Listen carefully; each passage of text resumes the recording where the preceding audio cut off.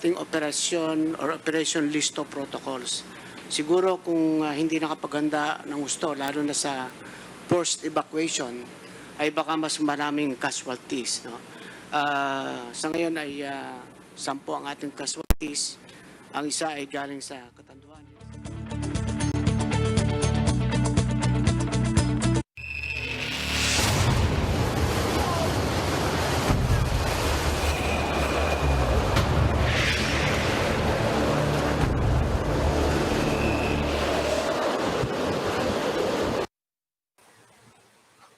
Good morning, you're watching Business World Live. I'm Jess Delos Santos. Typhoon Rolly battered southern Luzon with its strong winds and intense rains, killing at least 10 people in the Bicol region. That's according to the National Disaster Risk Reduction and Management, or NDRRMC. Now, the Office of the Civil Defense Region 5 said 9 people died in Albay, while the other casualty was in Catanduanes. The OCD is awaiting details on the cause of death. 3 people in Albay are still missing. The NDRRMC said over 370,000 families, or more than 2 million individuals, have been affected by the typhoon. The NDRRMC said at least 100,000 are still in evacuation centers. Rolly, which was first categorized as a super typhoon prior to whipping the country's landmass, carried maximum winds of up to 225 kilometers per hour and gusts of up to 310 kph. Signal number 5, the highest tropical cyclone wind signal, was raised over Catanduanes, Albay, and the eastern portion of Camarines Sur in the morning of November 1. It made its first landfall in Bato, Catanduanes, and then in Tibi, Albay, and in San Narciso, Quezon at around noon. The typhoon prompted the NAIA on late Saturday to close NAIA from 10 a.m. of November 1 to 10 a.m. of November 2. Operations of Metro Manila's train lines, LRT-1, LRT-2, MRT-3, and the PNR were also suspended yesterday morning. The capital experienced occasional rains on Sunday. Now, after wreaking havoc over several provinces in Luzon, Typhoon Rolly has further weakened into a tropical storm this morning as it crosses the West Philippine Sea. As of 4 a.m. today, Tropical Storm Rolly was spotted 100 kilometers southwest of Subic Bay with maximum sustained winds of 65 kilometers per hour and gustiness of up to 80 kilometers per hour. It's moving west-northwest and expected to exit the Philippine area of responsibility tomorrow morning. Meanwhile, Tropical Storm Shoni, which entered PAR Sunday, was last seen 850 kilometers east of northern Luzon, packing the same wind speed and will likely make the same track as Rolly west-northwest. Pag-asa says more details on Tropical Storm Shoni will be released later at 11 a.m. The State Weather Bureau previously said that the Tropical Storm Shoni is less likely to affect any portion of the country over the next 2 to 3 days.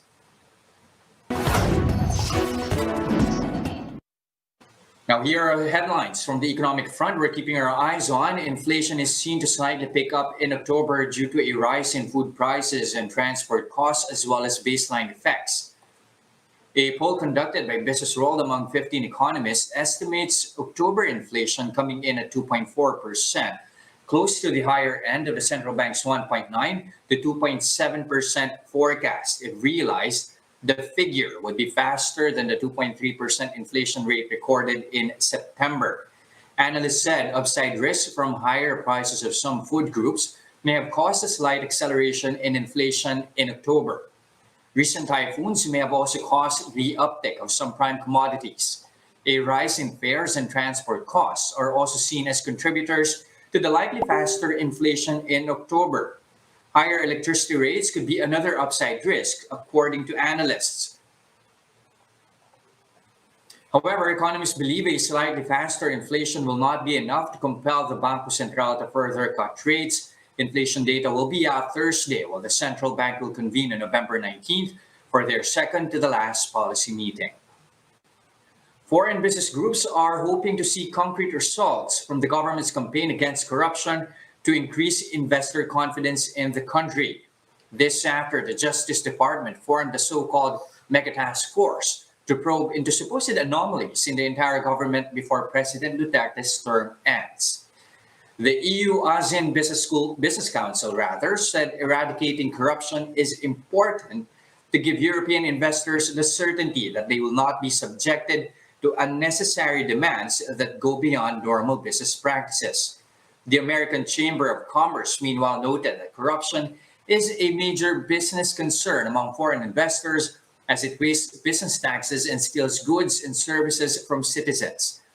The Chamber suggested the government to follow anti-corruption moves in other countries in the East and Southeast Asian region, like imprisonment and fining of public and private senior officials. AmCham also noted that SAL-Ns and lifestyle checks are basic tools against corruption. The president, though, has yet to release his SAL-Ns from 2018 and 2019, the first president to do so in the past 3 decades. And this from the Philippine Star, the Labor Department has released guidelines for separate programs providing cash and employment aid for displaced workers who are not able to get assistance at the onset of the pandemic. One of these is a second phase of the TUPAD program, which under its guidelines seeks to prioritize informal workers who applied before April 30 but were not provided assistance. DOLE earlier reported that during the first phase of the program, 500,000 displaced workers applied for TUPAD benefits but were unserved due to budget constraints. Beneficiaries of TUPAD shall be hired to work for 14 to 16 days and shall be paid the prevailing minimum wage in their respective regions. On the other hand, the COVID Adjustment Measures Program, or CAMP, is aiming to provide cash assistance of 5,000 pesos for displaced employees. This prioritizes those previously employed in MSMEs, as well as displaced workers from the tourism and education sector. The guidelines for both the TUPAD program and CAMP are set to take effect in the coming days.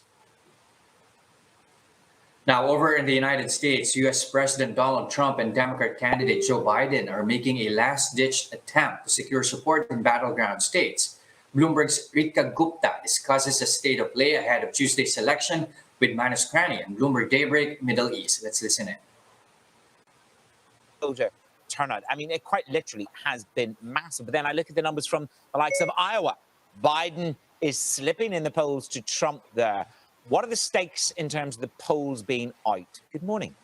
Good morning, Manus. So I do want to first start off with that first point about the early turnout, because that has just been sky high. We've had over 90 million votes cast so far. That is about 66% of the total votes in 2016. We're seeing more, and that's a big deal for the US because they relatively have a lower turnout. We're seeing more younger people voting.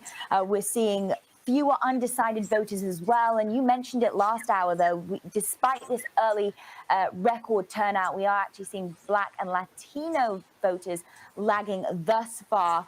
But if we look at the polls, we're seeing Biden leading more than 8 percentage points over Trump in the national polls, and also the state polls in some of those key battleground states. Now, the ones you really want to watch here, Pennsylvania, that one could clinch a win for Biden if it goes blue. And Biden has said it himself about Florida, that if Florida goes blue, it could be over for Trump. And we're also watching those Midwestern states here, Michigan and Wisconsin as well.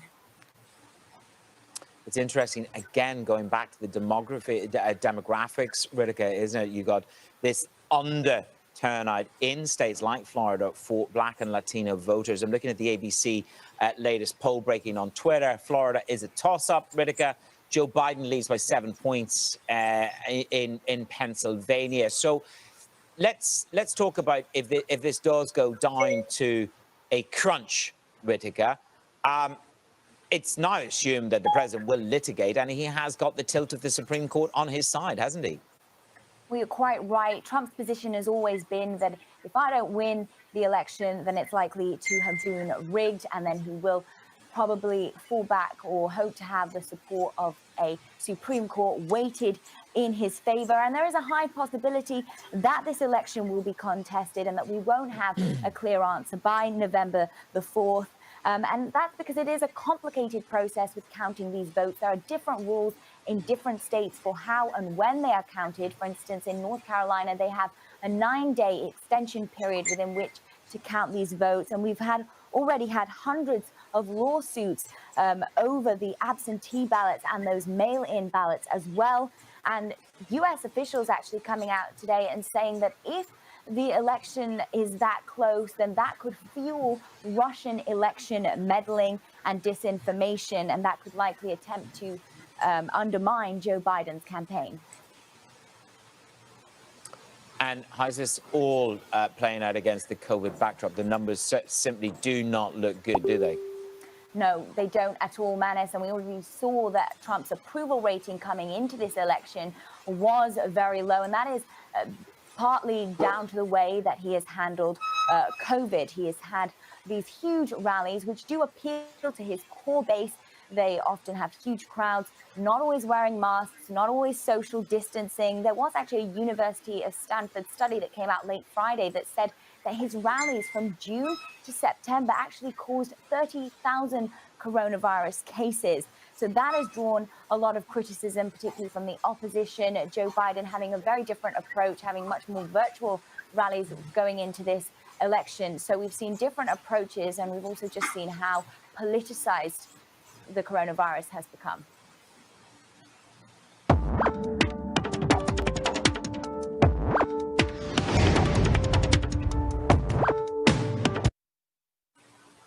All right, the U.S. election is something that we really have to keep tabs on, especially that coming online in a few days. But definitely to talk of the town here in the country, Rolly may have exited the country's landmass, but not before leaving in its wake a massive trail of destruction. And to talk about how that might feed into an economy that's still trying to recover from the pandemic, we'd have with us Security Bank Chief Economist Robert Dan Roces. Good morning, Sir Dan. Nice to have you with us on the show. Glad that you could join us, in fact. Good morning, Jester. Nice to see you again. All right, sir.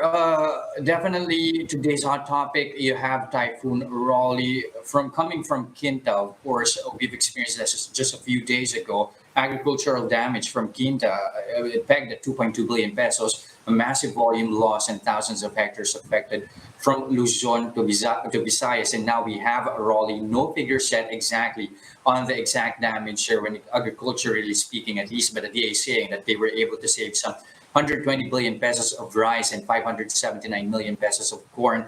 But that's just agriculture, not yet taking into account infrastructure. In fact, as we speak, you have now Public Works Secretary Mark Villar speaking before the NDRRMC briefing here. But really, how's this going to affect the recovery prospects of the country? Okay, well, typhoons have always been inflationary. So the recent typhoons, especially the one last week, could affect the uptick of prices of some commodities, such as vegetables. You mentioned some damages to the agriculture side already. Prices of meat items such as pork and chicken still remain high even without the typhoon because of limited supply, and particularly for pork, ASF is still a problem. So according to disaster agency figures, Tropical Storm Pepito last week caused around 106 million pesos worth of agriculture damage, particularly in regions 1 to Calabarzon as well as Car. So I think with Rolly, the NDRRMC has yet to fully assess the damage caused by it. But,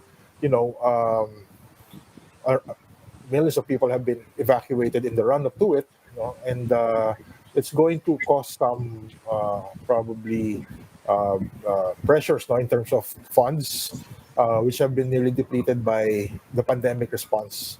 But last I heard, it has been replenished with additional 5 billion pesos from savings last year. So there's still some available funds for it. But the thing with the typhoons, they are most exogenous. So we can really, we can only prepare for it, and have the adequate response. It's something beyond our control most of the time. Mm-hmm. Right now, even as we speak, we are actually showing live pictures of the ongoing NDRRMC briefing. We'll try to get in more figures like what you said. The organization, the agency is still trying, of course, to calculate really the exact damage that Typhoon Rolly has caused over the country over the weekend. But a lot of comparisons have in fact been made between Yolanda and Raleigh.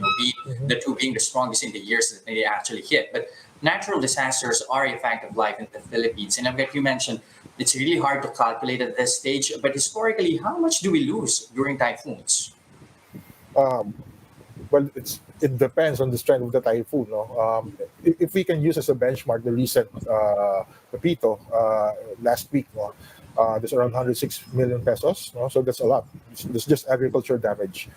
Infrastructure, again, I'm sure it runs up to the millions of pesos as well. No? So that puts pressure in terms of spending for the government, especially right now in the midst of a pandemic. No? So that kind of puts more pressure in terms of how much the government can and will be willing to spend to mitigate the disaster. And at the same time, will this be the story from now on? We are expecting La Nina. Of course, it has already been officially declared. La Nina is Right. upon us, and that is expected to last until the first quarter of 2021. In fact, you already have tropical storm Shawnee within the Philippine area of responsibility. How will this come into play in the country's growth story, which, as it stands, still feeling the pinch of the pandemic? Much has been said that recovery will go full blast in 2021. Will that still be the same narrative? Will that still hold true? Yeah, well, I guess we have nowhere to go at this point, but up.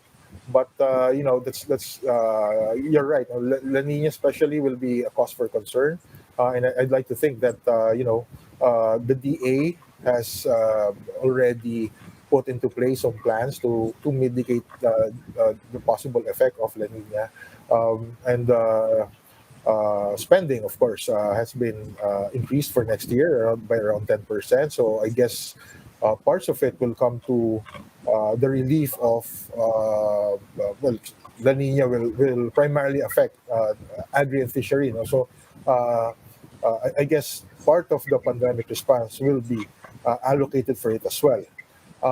Like I mentioned earlier, typhoons have always been inflationary, so that's one of the key indicators that we have to watch out for, especially coming from a very low base for this year. So by next year, we'll probably be seeing some upticks in terms of prices of certain commodities, especially in food. Well, Dan, when it comes to the country's growth story, and the agriculture sector has always been an ailing industry, this mean that we shouldn't be expecting much from the sector when it comes to growth?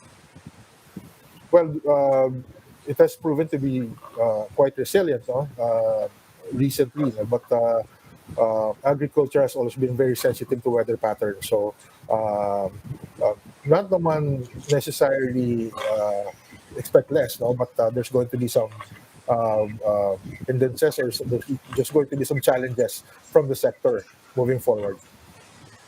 Now, speaking of growth, inflation figures, like what you mentioned, this natural disasters always have an inflationary effect. But at the same time, you have October inflation figures coming in a few days. Median estimate for October CPI estimated at 2.4%. A slight pickup from last month. Why is that? I mean, of course, you also have to consider October also saw two typhoons, Quinta and Pepito. Yeah, well, you're right. That has been factored in as well. Some supply pressures coming in from the effects of the typhoons. You also have improved mobility, with the IATF mandating more openings in terms of recreation areas and retail establishments. Now we have longer mall hours coming in, so they're trying to get people to spend. They're trying to get people to consume more. Because, as you know, it's around 70% of the GDP. So aggregate demand will be higher because of better mobility. So we think that's going to be, if realized now, the uptick this month could probably be the first of many in the next months, because that's going to be a good indicator for better demand and consumption. So that's why we think that at least for October, it's going to be at 2.4% year on year. It's also not coming from low base from last year. Okay, so how many months are we expecting this uptick in inflation, uptick trend in inflation to actually go? Well, it's tied right now. It's tied with mobility. So we're seeing better demand for probably fuel. We're also looking at more demand for other consumer goods that have been down already. In fact, if you take a look at core inflation, it's actually gone up last month. It was at 3.2%. So that's core inflation, as we know, takes out the volatile components of both food and fuel. So if we take it shows us the broader underlying trend for consumption, and the longer trend seems to be pointing to a recovery in demand. So that's why we think at least it's going to be, with the reopening of the economy and more consumption, that's going to be pointing upwards. Okay, will this be warranting another policy cut from the central bank? Well, in terms of that, BSP will likely respond to the third quarter GDP rather than inflation at this point. With the inflation numbers and the policy rate that we have right now, we are effectively at negative real rates. So it doesn't seem to concern the BSP at the moment. They're more concerned about growth. So we expect that if the third quarter GDP will remain worse than that was projected by the BSP, which is -7 to -9%, then the BSP will likely cut overnight policy rates further. And like what you mentioned, we're expecting GDP figures in the coming days. That's expected, in fact, November 10. That Right. excludes the typhoon narrative. But do you see improvement in third quarter growth? Are we seeing slower contraction, perhaps? Oh, definitely. We think it's going to be better, much better than what we saw in the second quarter. I'm basing this on primarily one of the leading indicators that we'll take a look at is the PMI. And our PMI bounced back to expansion in September. It posted a 7-month high of 50.1 from 47.3 in August. And the government's decision to extend the GCQ status of the NCR and transition towards a more relaxed modified GCQ for most areas in the country, coupled with better worker mobility this October, raises the chances of manufacturing PMI to again stay above 15, which is expansion. So because GDP mimics manufacturing PMI trends, we expect the GDP level to increase in the third quarter, coming from the second quarter.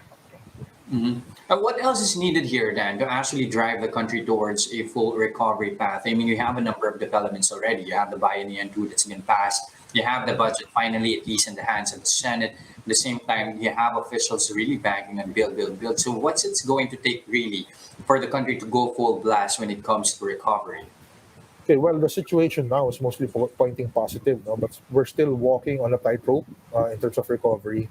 We're seeing emerging signs of a global rebound, and that's why the IMF actually upgraded their global GDP forecast. But the recovery hinges upon how countries will be able to control the virus spread. It's a re-emergent threat once again, especially in Europe. So our trade prospects are also tied in with the reopening of the other economies where we trade in, and also how governments support that recovery, and of course, a vaccine. For the Philippines, we're also showing signs of emergent recovery, likely lifted by improved trade, but the path is still too early to tell.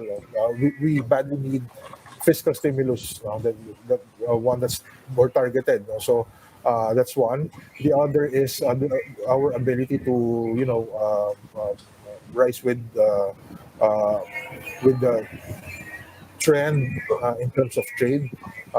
Electronics being one.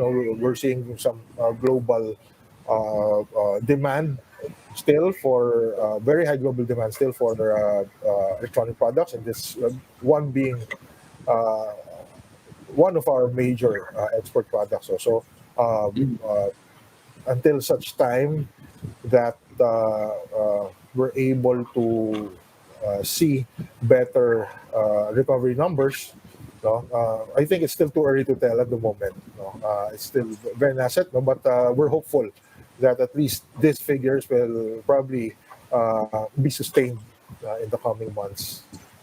Okay, much as well of what's going to, at least the narrative that's going to take place in the country hinges as well on what's going to happen in the U.S. in the coming days. We are expecting the U.S. elections to come into full blast, but how much of an impact really does it carry on the Philippines, and how will it change the global order?